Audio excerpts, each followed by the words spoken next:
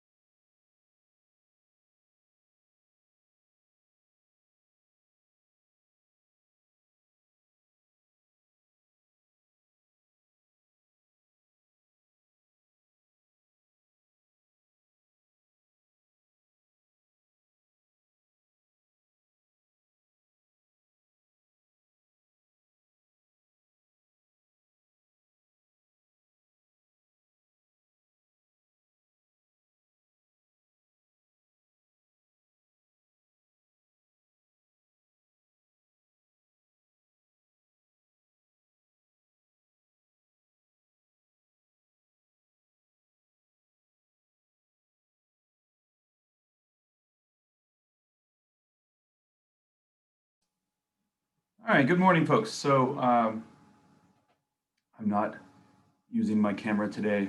Honestly, I had an alarm clock failure and I had very little time. So you don't want to see my hair right now. All right, so maybe some of you guys can empathize. All right, so today we're going to finish up chapter 8. I'm just going to kind of jump right into that. On Fridays, I like to do a little bit shorter of a class meeting because it's a Friday meeting and we don't normally meet on Fridays. They're sort of special class meetings. So I'm just going to go over the rest of chapter 8 today on intelligence. And we're going to talk a little bit about the history of intelligence testing. And we're going to talk a little bit about some of the controversies that have come up and continue to come up, actually, in the field of intelligence testing. In fact, you could make a pretty good argument that intelligence testing is the most controversy-ridden area within all of psychology. The controversy begins with just simply trying to define what the hell it is. What is intelligence? We have a good textbook definition here in front of us. But the problem with this definition is also its strength, in the sense that this definition of intelligence is so broad. The more comprehensive and broad you define intelligence to be, the more difficult you make it to measure it, right? And as psychologists, we want to try to measure things as good scientists. So there's this sort of tension between trying to nail down what intelligence actually is and measure it, and having a definition of intelligence that's too narrowly defined. Now, traditionally speaking, we measure intelligence with IQ tests, and we're going to talk about the history of that today. But we'll see that many folks have argued that IQ tests provide a far too narrow definition of intelligence. But our textbook definition here is the ability to use knowledge to reason, to make decisions, make sense of events, solve problems, understand complex ideas, learn quickly, and adapt to environmental challenges. That's a lot of stuff, right? Again, how do you measure all of that with one intelligence test? Some folks argue that it's kind of a fool's errand, right? But nonetheless, we have been making a concerted effort to measure intelligence for over 100 years now. It all started in France, you could argue at least. Modern intelligence testing started in France in the late 1800s. This historical period was the height of the Industrial Revolution. And one of the demographic shifts that occurred during the Industrial Revolution was the movement of the masses from the rural countrysides to the big cities. And the reason why people were moving to what was then becoming the big cities was that that's where all the jobs were. All the jobs were in factories now, right? Or back then when the Industrial Revolution really took off, all the jobs used to be on farms, right? Basically, most people in the world were farmers, right? But when the Industrial Revolution came to be, we had the rise of a specialized workforce, right? Work started to become more and more specialized, and the work started to be centered in the factories and in the industrial centers and the big cities like London, Chicago, San Francisco, New York, Paris, in the industrialized Western world and beyond. The Industrial Revolution was causing massive changes. People were flooding into the big cities, and as a result of this, what were once moderately sized towns like London and Paris, became the huge cities that they are today because of this influx. And one side effect of this influx of population into these big cities was the fact that these metropolitan areas now were having trouble with being overwhelmed in their public school systems, which were new, right? I mean, public schools were sort of a new concept too, right? So people were still kind of figuring all this stuff out. But they did not know, particularly the Parisian school system in France, they really struggled with attempting to sort students into appropriate classes. As the population boomed, the student bodies of public schools became larger and larger, right? And with more and more students, you get more diversity. And with more diversity, you get a greater spread of students at different places academically and intellectually, right? You have some students who seem really bright, some who seem average, and maybe some who seem a little slower, right? What we might call today intellectual disability or learning disabilities or whatever, that sort of thing, right? You need special educational settings for those people to give them the attention that they need to be successful, right? So this was the beginning of special education, but the French school system needed a way to sort students out, right? Because the problem that they were having was that initially they were sorting students into what we would now call special ed just based upon the teacher's opinions. The principal or headmaster of the school would ask the teacher, well, what do you think about this student? What sort of class should they be in? Or the headmaster, the principal would make the decision, right? But it would be sort of this arbitrary,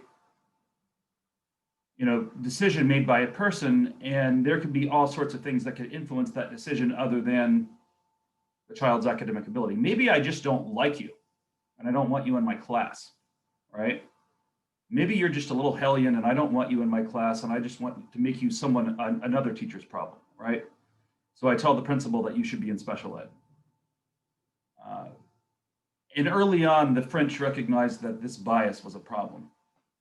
And they wanted a rigorous, systematic, what we would now call empirical or scientific way of sorting these kids out. They needed a standardized test with as little bias as possible. That was the goal, at least. That could provide an objective measure to sort these kids out. So the French school system hired a psychologist by the name of Alfred Binet, a Frenchman by the name of Alfred Binet, who was a psychologist, part of the new fledgling field of psychology that had just been born in 1879. And they hired Alfred Binet and his assistant. He was a gentleman with the last name of Simon. I forgot what his first name was.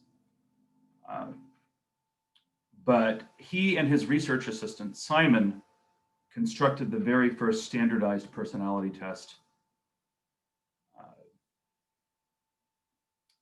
that was officially released to the world and started to be used in 1905.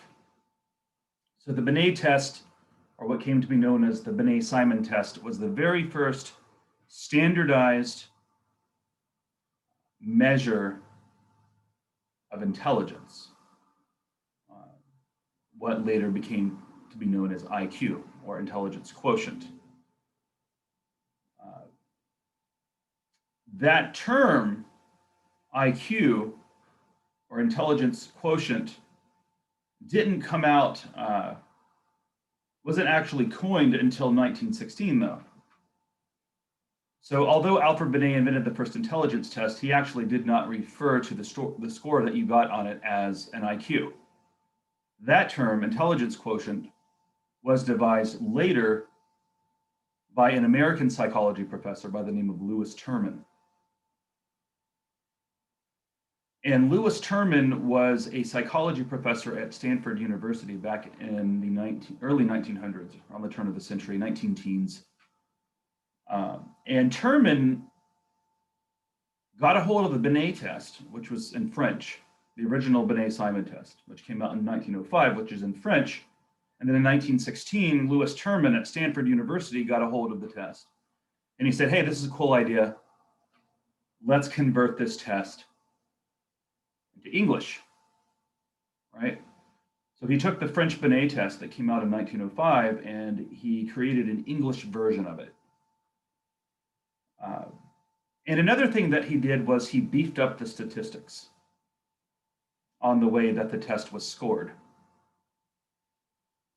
And he came up with this formula for IQ, as he coined the term intelligence quotient. And the original formula for IQ that Terman came up with was this formula that you see here, mental age over chronological age. And I'll go back to the last slide in a second because there's more on that slide I need to talk about. But Terman at Stanford came up with this formula. So he would take your score on the test and compare it to all the other scores, right? And there was this concept of mental age.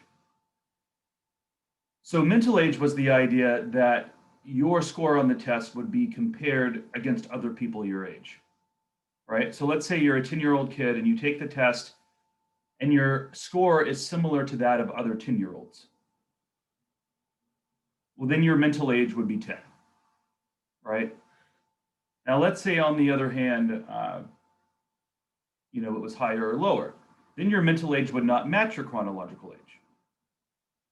But when your mental age and your chronological age match, you end up with a fraction that equals 1, right? So if you're 10 years old and your score on the test is similar to other 10-year-olds, you're 10 years old, that's your chronological age, but your mental age is also 10, right? So 10 over 10 is 1, right? So anytime your mental age matches your chronological age, that quotient of that division is going to be 1. But anytime they don't match, you're going to get a decimal point for an answer, right? So in order to eliminate decimal points, he added the times 100. So if you're a 10-year-old and your IQ and your test score is like that of other 10-year-olds, you've got a 10 over 10, that's a 1, times 100 equals 100. And in this way, the average IQ score was set at 100. And to this day, IQ scores are statistically, that's such a hard word to say sometimes, isn't it? Statistically. Statistically, try to say the word statistically when you've had a few beers sometime. Any case, the word statistically is a difficult word to say. But the average IQ score is set at 100, and that is true to this day. So 68.3% of all people who take standardized IQ tests, either the Stanford Binet or the next one we're going to talk about, the Wechsler scale, most people who take the test, their score will fall within 15 points of 100. That's 68.3% of people. So if your score lies between 85 and 115, you're considered to have an average IQ. If your score is between 100 and 115, it's considered high average. If it's between 85 and 100, it's low average. If it's 100, it's dead average. Anything between 115 and 130 is considered above average intelligence, usually. Anything between 85 and 70 is considered borderline, what we call borderline intellectual functioning. And anything below 70 is what we used to refer to as mental retardation. The term that is now used is intellectual disability. In order to be considered gifted, you have to have an IQ of 130 or higher, which is 2.3% of the population. So a little less than 3 people out of 100 will score an IQ score above 130. The vast masses of people will score between an 85 and a 115. Almost 70%. Okay, so it was Terman who set up the scoring of the standard IQ test. It was Terman who set up the statistics and the scoring system and set the average score at 100, and that system is still used today. Now, the formula mental age over chronological age times 100 equals IQ, that formula has been done away with. The formula that's now used to calculate IQ is a little too statistically advanced to talk about in an intro level psych course. You really need sort of a stats background to understand.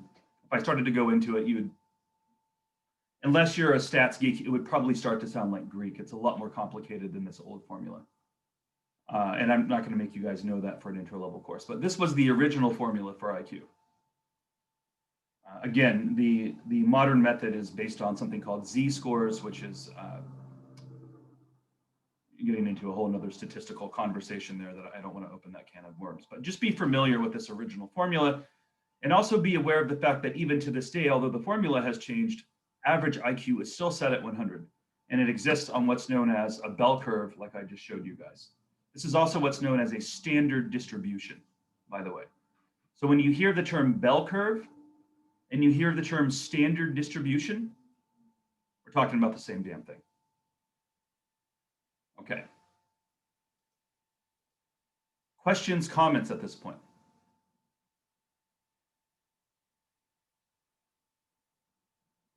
Okay. So Terman, like I said, converted the test to English. He beefed up the statistics. He came up with the original IQ formula and the original statistics for the standard distribution. And that, my camera's off. My wife was wondering if it was safe to walk by my office door because it's open. All right, so yeah. So this test was the go-to Cadillac IQ test when it came out. And in fact, Terman had this little army of kids that he had identified over the years who had IQs above 30. And he referred to them as his termites. And get it, Terman, termites. But they were known as the termites. It was this group of kids that Terman studied. They were kids who had IQs of 130 or higher during childhood, and he did a longitudinal study where he followed them into adulthood to see, if having this really high IQ made you more successful in life. And spoiler alert, the termites, the kids with the higher IQs, on average, they, for the most part, well, there were a couple of exceptions, but for the most part, they weren't any more successful in life than someone with an average or above average IQ. There was actually no ultimate benefit given to them in life for having a high IQ. I mean, I'm sure there was some benefit, but ultimately it didn't lead to these kids growing up to make more money or have more powerful jobs or, whatever various measures of success that you can name. Having that IQ above 130 didn't give you anything more towards that than having an IQ of 115 would give you, or 110 or 105, right? Now, if you have an IQ that's profoundly low, borderline intellectual functioning or intellectual disability, that's a different story. That will affect your life. There's no question about it. And it'll affect your quality of life to some extent, unfortunately. Now, there are things we can do to ameliorate that, for people with intellectual disabilities. But ultimately, what Terman found was that there was no ultimate advantage in terms of the gifted over the above average, right? So people who were just average or above average basically tended to do just as well or not, or just as bad as folks with a high IQ of over 130. So that was a famous study that, if you want to look into that more, look up the Lewis Terman termites study, and that there's a whole history there that you can read about. And they keep having to redo the IQ tests. They keep having to revise them because we keep getting smarter each new generation, by the way. They keep having to re-standardize the IQ tests and make them harder because each new generation, it seems IQ scores are going up since the IQ tests were invented in the early 1900s. This is what's known as the Flynn effect, by the way. We have higher IQs than our grandparents. So if all of us in this class went and took an IQ test, you know, the average score of all of us would be somewhere around a 100. But if you gave that same modern test that's being used today to our great grandparents, they would all probably score around an 85. That would be average for them. That's what's known as the Flynn effect. So there's something about the modern world that is causing successive generations to have higher IQs than their parents. It's a phenomenon that there's a TED talk about it, actually. It's about the Flynn effect. The talk is given by James Flynn himself, who discovered this. I think his name is James Flynn. I'm not going to have time to watch it, but it's worth taking a look at. It's interesting stuff. So the Stanford-Binet test was the official name of Terman's test that he came up with because he worked at Stanford, and it was somewhat based upon the original Binet test, right? So the hybridized mean Stanford-Binet test. That came out in 1916, and it was the go-to IQ test for many years until 1939, until the Wechsler scales came out. And in 39, David Wechsler, who was the head psychiatrist at Bellevue Mental Hospital in New York City, which is the oldest mental hospital in the United States, by the way, that's still open. I think the oldest one in England is Broadmoor. But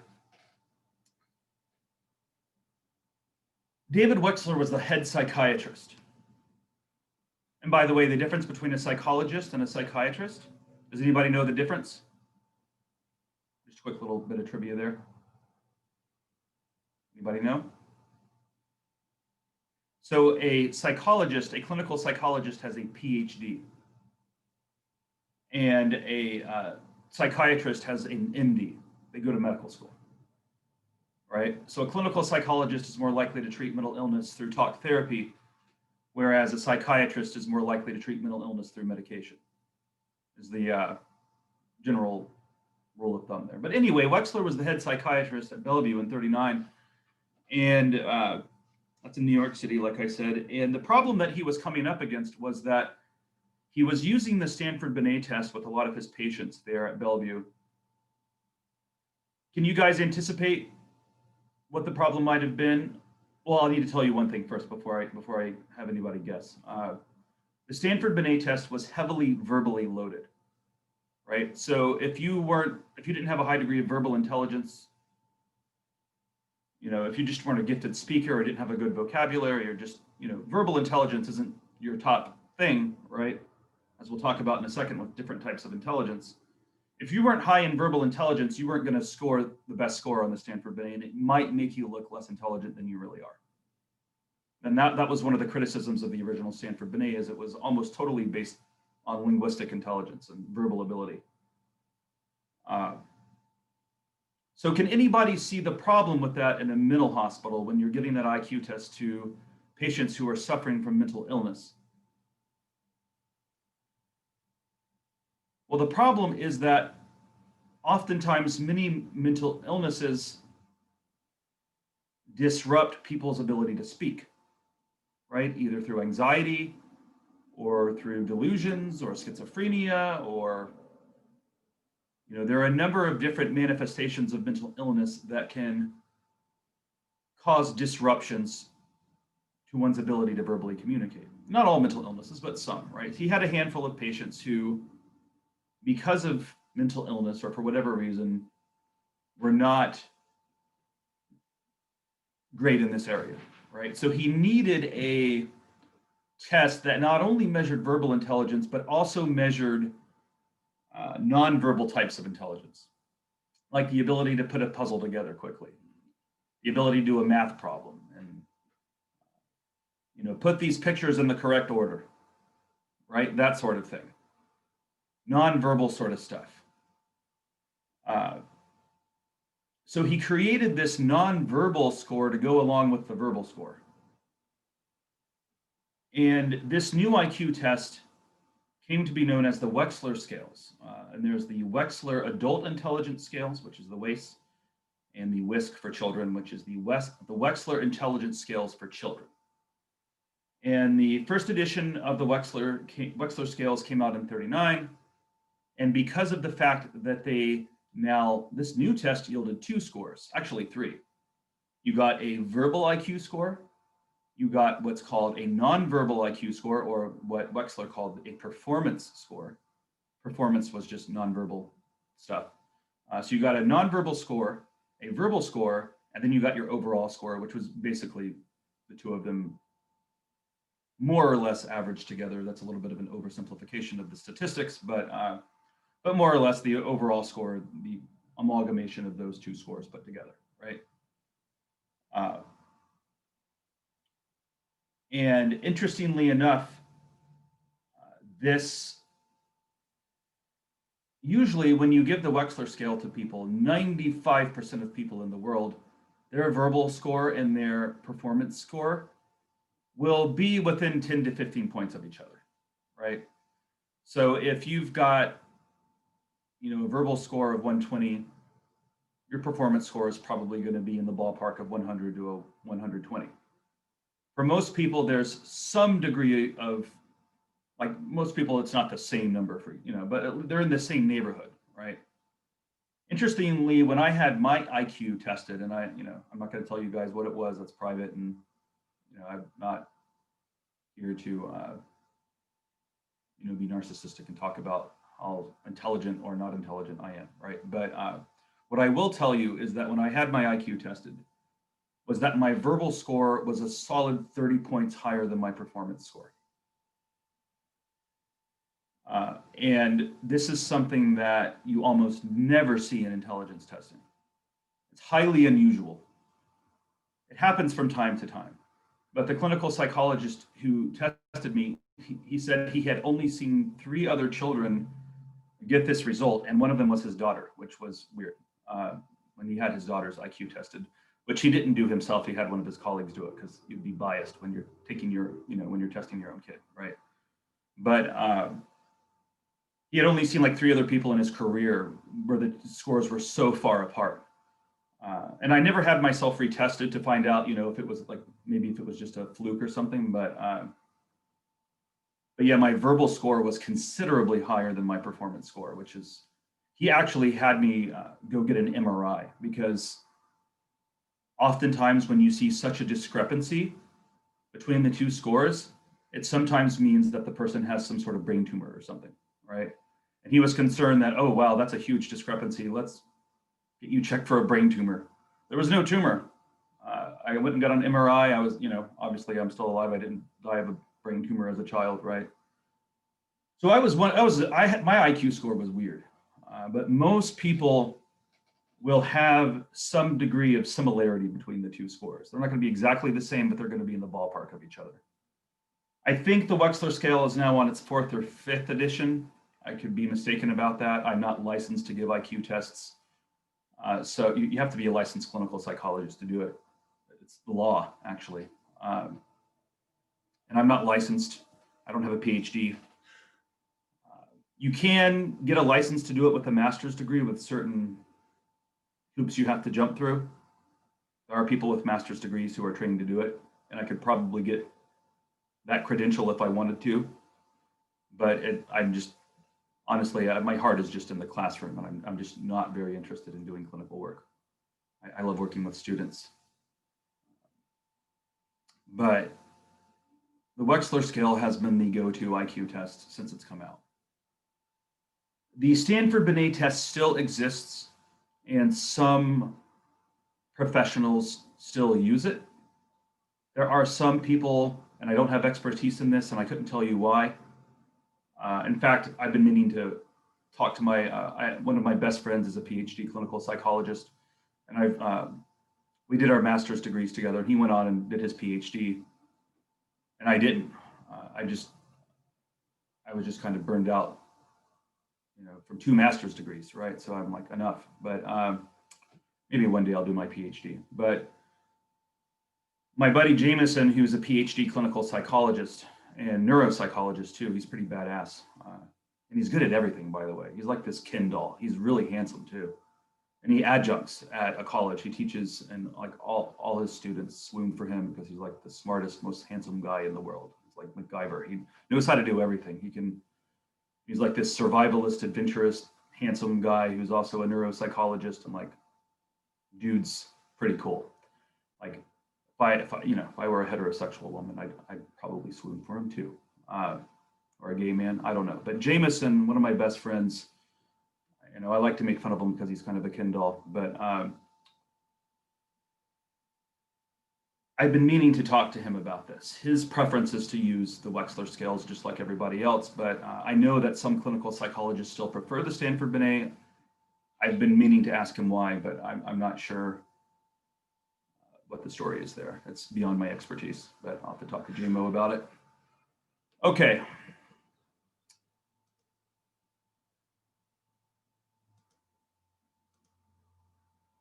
So 2 terms that you need to be familiar with when it comes to psychometric tests are reliability and validity. And by the way, psychometric is a broad term that just refers to any sort of psychological test, right? So if you're measuring personality, career tests, intelligence, mental illness, whatever it is you're trying to measure with a psychological test, psychological tests broadly are referred to as psychometric tests. Okay, so for any psychometric test to be useful, it has to be both reliable and valid. And it's important that that you be familiar with the distinction between these 2 terms. So when we talk about reliability, we're talking about consistency. So for example, I've got this scale here on my floor. All right, I've got this scale. Actually, you guys can't see it because my camera's off, but sitting here holding it up, like, you guys really don't want to see what my hair looks like right now, or maybe I just don't want you guys to see what my hair looks like right now. But in any case, if I step on that scale and it says I weigh 195 pounds, which is what it said I weighed yesterday. I haven't weighed myself today. But if I step on that scale and it says I weigh 195 pounds, and I get on it again 15 seconds later and it says I weigh 220 pounds, we have an unreliable instrument, right? There's something wrong with that scale. Assuming that I haven't gone to the bathroom or eaten anything or changed clothes or done anything to change how much I weigh, the number should be the same, right? You should get the same number. You should get a consistent result. So reliability is a measure of that consistency. When we talk about validity, we're talking about, are we measuring what it is we say that we're measuring? For example, going back to the example of a bathroom scale to weigh yourself with, although I don't keep mine in my bathroom, I keep it in my office, which is maybe speaks to my obsession with tracking my calories and all that stuff on MyFitnessPal. But in any case, you step on that bathroom scale, it gives you a weight, right? Let's say it says you weigh 195. And then you're filling out a survey which asks you to record, let's say you're filling out some sort of health survey, and it asks you to record your heart rate. And then you write 195.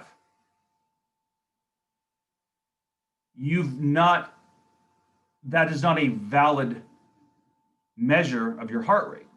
You just wrote down what was your weight as your heart rate, right? And if your heart rate is 195, you are engaged in some serious cardiovascular exertion and you might need to go to the ER, right? Because like when I'm sprinting, according to my Fitbit, the fastest my heart rate ever gets to is like 180.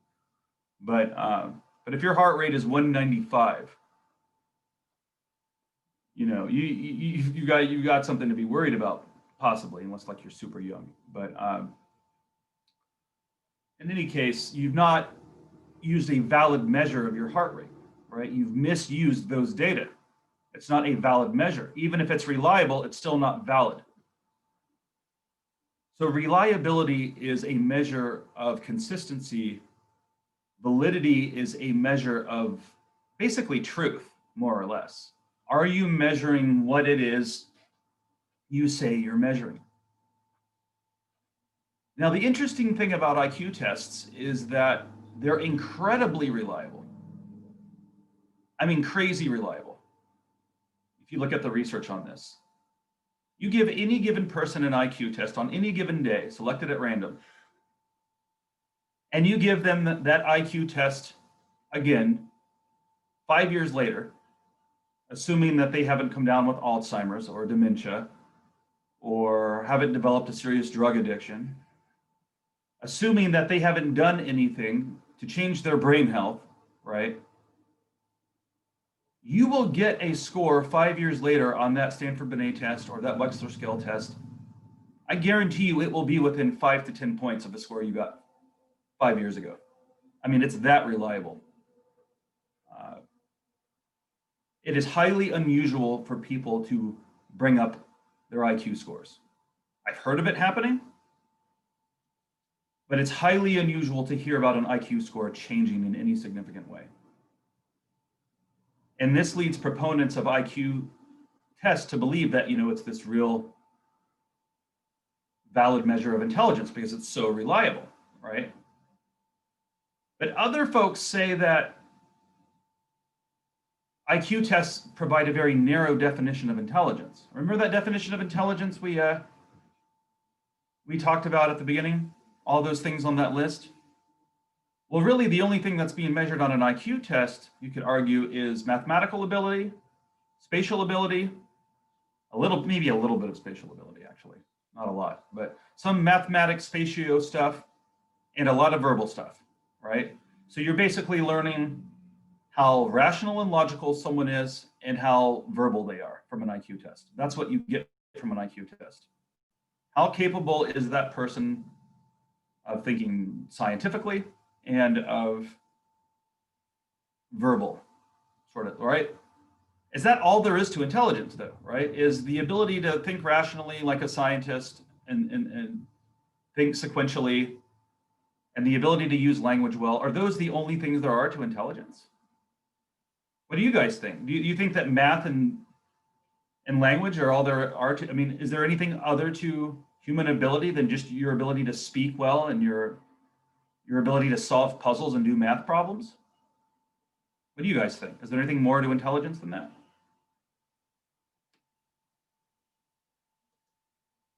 So this brings us to the debate, the ongoing debate between who we refer to as the general intelligence theorists, who tend to be loyal to IQ tests, and the multiple intelligences theorists, who are very critical of IQ tests. So let's start with general intelligence theory. General intelligence theory is basically the theory that was put forth by the British statistician Charles Spearman, who helped, I believe Spearman was involved in, actually I know he was. Spearman was heavily involved in the statistical analysis of IQ test scores. In his profession, he was a statistics professor, if I remember correctly, from England, but I could be wrong about that. I could double check that. But I know Spearman was a statistician who specialized in studying intelligence, IQ test score stats, right? And Spearman came to this conclusion that that intelligence is this one thing. And the more you have of this one thing, you're going to be better at everything. It's one factor. Intelligence is this one factor. And it doesn't change very much. It's like this enduring part of who you are. And you either have more of it or less of it, right? And you can't really change how much of it you have. and it's just kind of set in stone, right? It's sort of the old school view of intelligence, but it's still influential. Folks who give IQ tests for a living tend to be a fan of this view because the theory puts forward that you can measure this one factor that they call G for short, general factor. That you can measure this one factor with an IQ test. And I've had this argument a little bit with my friend Jameson, actually. Friendly debate, not really a heated argument or anything. But he gives IQ tests for a living, right? So of course he's, I say he's biased, right? Of course he's going to believe in IQ tests. They put his dinner on his table, right? But I'm kind of with these other folks who we're going to talk about. And Jameson's a great psychologist, by the way. I just don't know if I agree with him that IQ tests measure everything when it comes to intelligence. That's what he believes. He's totally signed on to general intelligence theory. But again, he gives IQ tests for a living, right? So I have to be a little bit sympathetic, though, as I've said to him. I have to be a little bit sympathetic to these other points of view, which I like to call alternatives to G. This is just my shorthand way of saying these are alternatives to seeing intelligence as this one thing that you measure with IQ tests, right? So there are a number of competing theories that have been put forward over the year that say that intelligence is more than just one thing that they call G. That in fact, intelligence, this guy, Raymond, first guy I'm going to talk about, Cattell, says that there are two types of intelligence. But what all these alternatives have in common is that there's more than one type of intelligence, right? So Raymond Cattell put forth this idea that there are two types of intelligence, fluid and crystallized. Fluid is kind of your ability to think quick, on your feet, common sense, street smarts, that sort of stuff. Crystallized intelligence is your accumulated knowledge. The sort of thing that you would expect to see in someone with a lot of expertise in a particular field. For example, you would expect your psychology professor to have a lot of knowledge about psychology, right? Hopefully. That would be crystallized knowledge or crystallized intelligence. Knowledge of facts and expertise too. It's not just factual information, but the wisdom that you've gained over the years, right? Just through life experience and the ability to put that knowledge to use. So crystallized intelligence is knowledge, basically, knowledge and wisdom. And fluid intelligence is thinking quickly, street smarts, right? Being quick on your feet, so to speak, mentally. And that you can have, you could be higher in one of these and lower in the other, right? Like the stereotype, of the person with an IQ of 150 who can't tie their shoes, right? Like Einstein. Einstein and other folks were kind of poster child examples of this, right? But your typical absent-minded professor like myself sometimes could be held up as an example of this. Although I'd like to say I have some fluid intelligence, I don't think I'm that lacking in it. But crystallized intelligence is certainly what you would expect to see a lot of in a professor or someone who's an expert in a particular field. So another interesting thing about these two types of intelligence is they go in opposite directions with age. And this has been studied by developmental psychologists, but fluid intelligence tends to decrease with age. That's the bad news. So the speed of our mental processing decreases with age. We have to think about things a little bit more, a little bit longer. The older we get, right? Our brains slow down a little bit. good news is, though, that for a lot of folks, at least in most cases, crystallized intelligence tends to increase with age. So for what you end up lacking in speed as an old geezer, you can make up for in wisdom, all right? Thoughts, comments at this point? You guys are quiet today. That's okay. I don't mind getting through the lecture in a faster manner.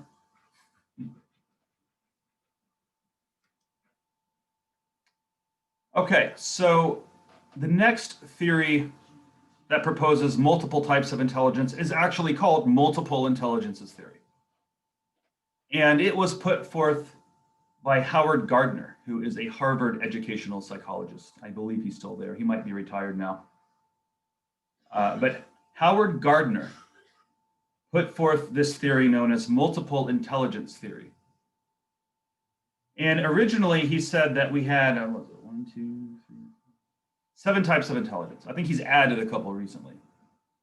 But most of the textbooks have not yet caught up with the couple that he's added to his theory. I don't know why when I go to his website and I read internet articles about his work, I see some that have been added to this list. But then when I look at the textbooks, those that have been, I never see those things that have been added. So like for example, nature intelligence was one that I saw added at some point, like naturalistic intelligence, which would be like, I guess, something that you would expect in a farmer or a survivalist or someone who's close to nature. I don't know, but these were the original 7. So bodily kinesthetic intelligence would pertain to your ability to use your body effectively in space. And by the way, it turns out it looks like we're using the entire class period today, and I didn't get through this as quickly as I thought I might. I might still, but it looks like we're rapidly approaching 9:15 here soon. But bodily kinesthetic is your ability to use your body in space, like an athlete or dancer. Most of the ones that you see here are pretty self-explanatory, just looking at them, just looking at the pictures. I do want to flesh out intrapersonal a little bit, because intrapersonal confuses some people. You might be able to gather this from looking at the image of the guy looking at himself in the mirror and the graph, but intrapersonal intelligence is one's level of self-understanding. Do you really understand you? Do you know what makes you tick? Are you good at self-control? Are you good at avoiding situations in which you know you're going to get upset? Or do you have a high degree of self-knowledge? Right? Are you self-aware? That's intrapersonal intelligence. But it's related to interpersonal too, which is your ability to relate to other people. Next, I want to talk about Sternberg for a second. Robert Sternberg, and I believe he's from Yale, if I'm remembering correctly. Robert Sternberg, Yale psychology professor, probably retired now too, I think, but I think he's still alive. A lot of these folks, I think, might be retired now, but still alive. Sternberg came up with what's known as the triarchic theory of intelligence, which says there are 3 types of intelligence that you see listed here. Analytical is the sort of intelligence that you would see measured by an IQ test. So like your mathematical ability, your ability to use words, your verbal intelligence, right? All that stuff you see measured by an IQ test. Analytical intelligence. Creative intelligence, according to Sternberg, is the ability to combine things in new ways and solve problems in like thinking out of the box, right? We call it thinking out of the box, which is sort of a cliche phrase, but the ability to combine things in new ways or to solve problems in new ways, that's creativity. It's not necessarily doing art. Like people think creativity is creating music or art. That is creativity. But you don't have to create art or music or write a book or create any sort of work that we would call art in order to be creative. You know, you can exercise creativity in teaching a psychology class. I try to. You can exercise creativity in lots of different domains of life. It doesn't have to be art, right? So creativity is more than just the ability to create art. It's the ability to combine ideas in new ways and to solve problems in ways that haven't been thought of before. Practical intelligence is what we would think of as common sense. It's really similar, actually, to the idea of fluid intelligence from Cattell. There's a lot of overlap between Sternberg's practical intelligence and Cattell's fluid.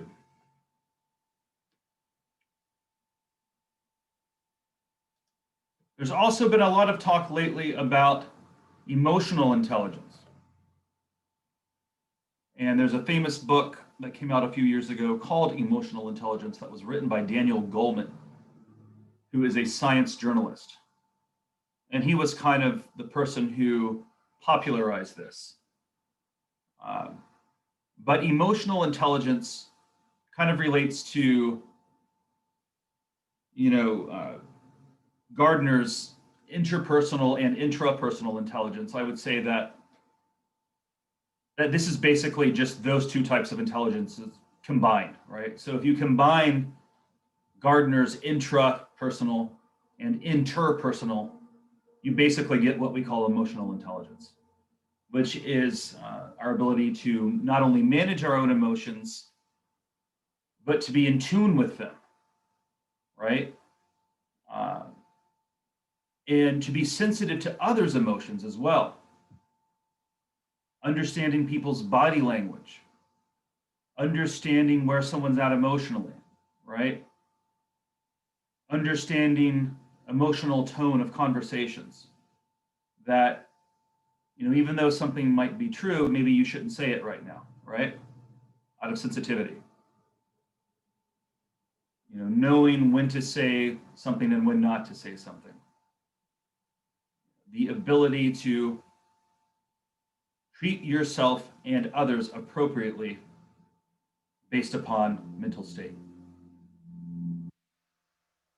So this includes yourself and others. And there's been some emerging research, and I'm not an expert in this area, but I've heard a little bit about it. And as far as I understand, there's been some emerging research that's been done in recent years that suggests, and this is controversial in some circles, but it has been suggested perhaps that emotional intelligence might actually be more important to life success than IQ. I mean, go back to the termites, right? Lewis Terman's gifted kids who he followed into adulthood, and they didn't do any better than anybody else with average intelligence, right? Or above average. Maybe what he should have been looking for was emotional intelligence. Maybe it's the emotional intelligence that distinguishes the people who shine in this world from the people who don't. Or maybe it's the combination of both, right? Maybe it's the killer combination. Maybe having a good IQ and high emotional intelligence is like the killer punch to make your way in this world and have a positive impact, right? Perhaps that's true. But there has been a lot of discussion of emotional intelligence these days. Okay, so in the last 10 minutes that we have left, I just want to quickly mention that IQ testing is extremely controversial. Maybe next time on Monday, I'll follow up on this topic, actually. Actually, no, I'm going to stop here right now because I have a lot to say about IQ testing controversies. I have about 25 minutes worth of things to say about that topic. And I'm not going to be able to say it in the next 10 minutes. So let's just go ahead and call it a day so I can keep my word and let you guys out at least 10 minutes early. And we'll pick up here on Monday. We'll spend about an extra half class period on chapter 8, which is a little bit more than I planned. But these are important topics that I want to flesh out with the appropriate amount of time available to do so. So on Monday, we will talk about these controversies. We have just 2 slides left here in chapter 8, so maybe it won't take half an hour, but we'll finish up talking about these IQ testing controversies surrounding gender and race and culture. And then we will begin chapter 9 on motivation and emotion on Monday. I wish you all a lovely weekend. Did anybody need to ask me anything before we call it a day?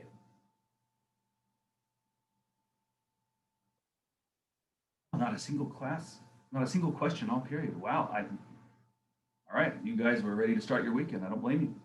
Okay, so I am too, by the way. Live, log, and prosper. Have a good weekend. I'll see you guys Monday morning.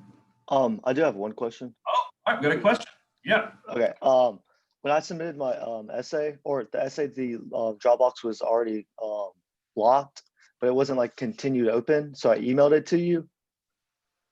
Oh, it shouldn't be locked. It should Okay, stay because open. Thanks for it telling me. didn't. Okay, so you'll unlock it and then I can just resubmit it back.